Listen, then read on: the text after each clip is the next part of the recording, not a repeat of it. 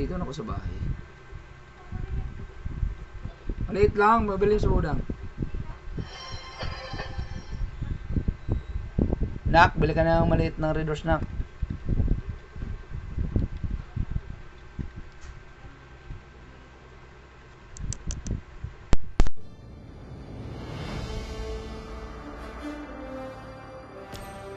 Lunes, tira lang Lunes na yan. Lunes.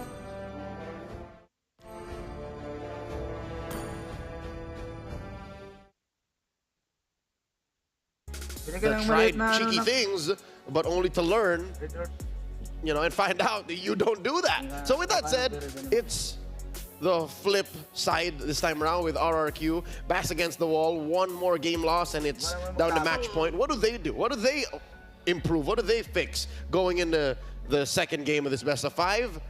Is the draft up to snuff for you?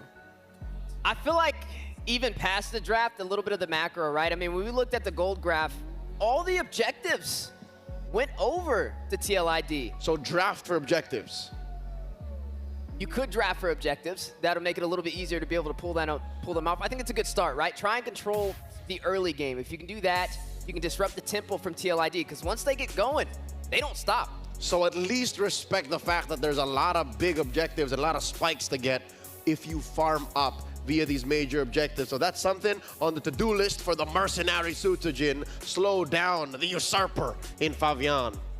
Most definitely. The head-to-head overall, down the line pretty much. I mean, Sutujin a little bit ahead in gold per minute, but 56 gold, I guess in gold per minute is a pretty decent amount in overall average. But Favian just has this steadiness.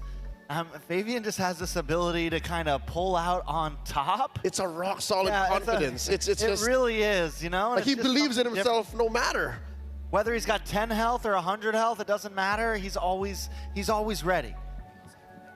That is the difference maker here between these two junglers. How about we check in on the XP laner? We had a quick chat with Dyron of RRQ Hoshi. How confident are you going up against the LID? And he says, I think we can win. I trust in the team's process. But are you looking for revenge, we ask? No, that has already been forgotten. It's also their effort that helped them win. And you know the rest. Indo pride. Emoji, make the sound for the emoji. I'll leave that one to Trex. Emoji, emoji, emoji, hashtag. All right. Does that count? Not very creative, but we'll let it fly. I like that Dyron does not want to be a slave to vengeance. He wants to do this for the right reasons, and he wants to win because it's the mission. Because, you know what? Now I'm wondering, when did Skylar make that promise? And did Skylar share that promise with his current team that if we win M6, we're doing it for the OGs too?